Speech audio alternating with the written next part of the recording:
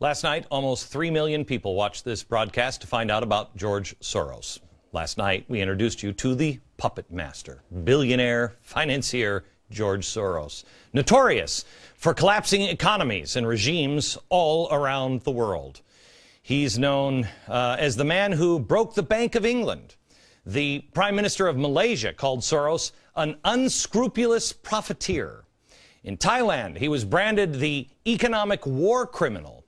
They also said that he sucks the blood from people. In 1994, George Soros stated, quote, "Just right that the former Soviet Empire is now called the Soros Empire." Combine these credits with his power, along with his financial fortune, it is no wonder that he fancies himself some sort of god. That's not something that we have said. That is something that he claims. He has described himself over and over again as some sort of god, even as the conscience of the world. Yes, I did say that, and actually I stand by it. I think the world very much needs a conscience. I want my foundation network to be the conscience of the world. Okay, he wants it to be the conscience of the world. Well, he's a very, very generous man. Most people in the world know him as a philanthropist, huge charity guy. Well, we'll look into that charity tonight. He gets a kick out of playing God. It's actually amusing to him. He says, in his own words, it's a game. Unfortunately, what Mr. Soros forgets is these are real people. This is not some game. Real lives are being destroyed for his financial gain and for his power. I'm called a hate monger because I have conservative views and positions like, I don't know, let people keep their money. But let me tell you this, it takes a cold, cold heart to have full knowledge that what you are doing to make a buck is literally destroying the lives of people. And now he's messing with your life. He says, in his own words, America is his next target. I became concerned with the problems of globalization, where you have global markets, but you have politics based on the sovereignty of states. So how do you deal with that issue? And then I came to the realization that open society is endangered by our current leadership in this country. And that is when I refocused my attention on the United States. He has focused his attention. This isn't a hypothesis. This has been proven. This is what this man does. He has done it before. And now he wants an orderly decline of the dollar. His words, not mine. If you thought $5 or $4 a gallon gas is painful, wait until Soros devalues your dollar even more. Forget about driving. How about eating? We've told you just recently, I've told you this for, 2 years now, that they would devalue the dollar and that inflation would come. Financial Times reported it today. It's about to be added to your grocery bill, and if you're the one in the household doing the grocery shopping, you've already seen it, but oh, you ain't seen nothing yet. As they devalue our dollar, an orderly decline, you'll start to see prices like one group, inflation group, predicted that it will soon cost $11.43 for an ear of corn, 1 ear. How about going to the grocery store and seeing a price tag on a loaf of wheat bread of $23.05? This sugar, this size, 32 ounces of sugar, $62.21. For the milk, good old soy milk, I mean, who doesn't? Smooth and delicious, $24.31 for this size. For a container of this coffee, Folgers, 11.5 ounces, $77.71. For a container of orange juice, not this size, but for 64 fluid ounces, Minute Maid orange juice, they are now saying it will be $45.71. And one thing that I couldn't believe, and we called the experts and asked them, okay, please tell me that this Institute on Inflation is nuts. No, they're not, unfortunately. I couldn't believe that one candy bar, one Hershey's milk chocolate candy bar, 1.5 ounces, Hershey's milk chocolate, $15.50. This, Mr. Soros, is not a game. At least not for the schlubs outside of your world. I don't know anybody inside the world of George Soros. Well, you've got Timothy Geithner, you have Ben Bernanke, you have most of the politicians in Washington. We're the ones who are going to risk in this game. When he manages the decline of our dollar, him and his minions in Washington, who do you think pays the price? Will it be him or will it be you? You see, he knows what's coming. And because of that, he can hedge. He knows exactly where to go. He knows where the exits are. And he's done it over and over again. He will gain profit and power, and you will lose both. He's playing God, which is fine by him, because he's an atheist. So there has to be a God who's going to fill that void. Well, he's smart enough to do it. In one transcript, he said that he was benevolent just like God. He sees the future just like God. So what does God's Bible preach? Globalization.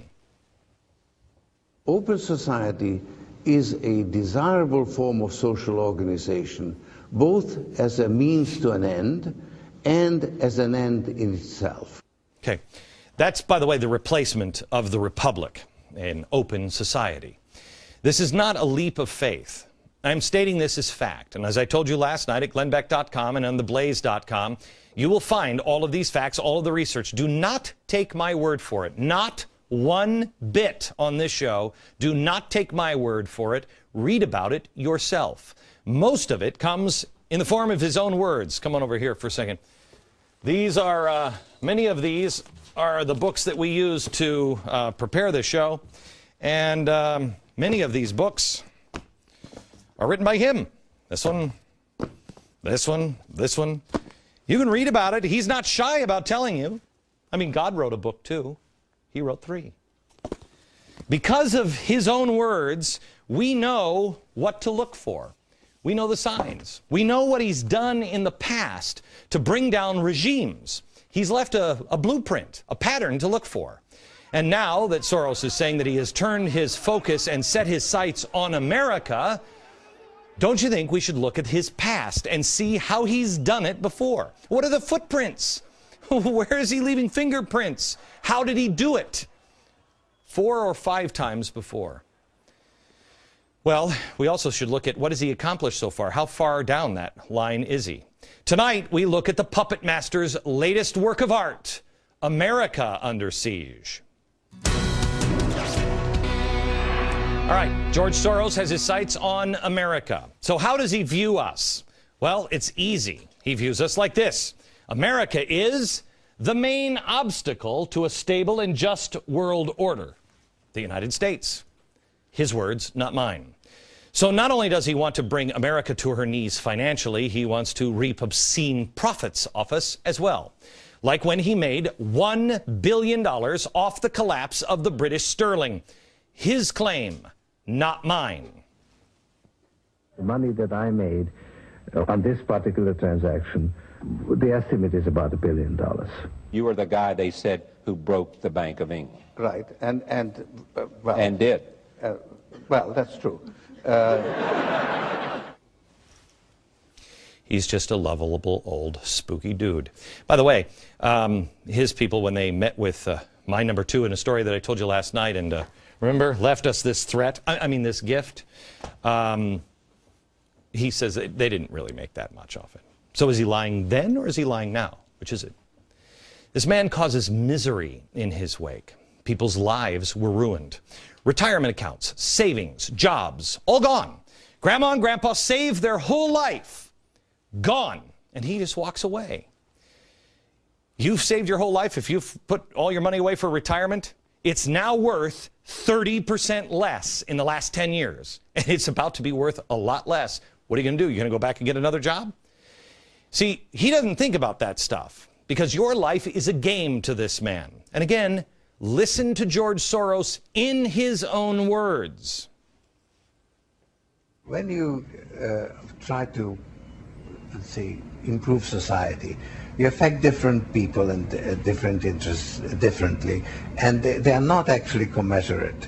So you very often have all kinds of unintended adverse consequences. So I had to experiment, and it was a learning process.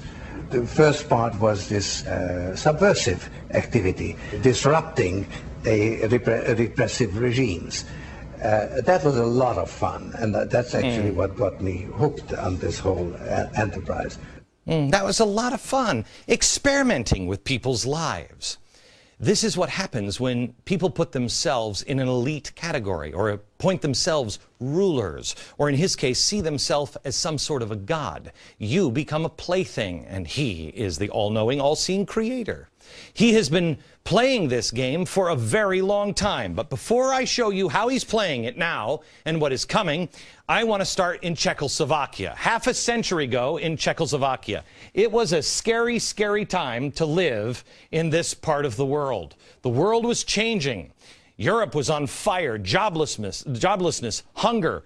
Hunger was on the rise. People didn't know what to do. Protesters started rioting in the streets. The average person was frightened out of their mind. And so what did they do? They begged the government, please bring order. Stop the people rioting in the streets. Well, they did. And the next thing the average person knew, they were a communist country. It is important to remember this story, because that's what history books would tell you. But there's now new documents out that were never supposed to be released. And it plays directly into today and what's happening in America. And we'll get to that by the bottom of the hour.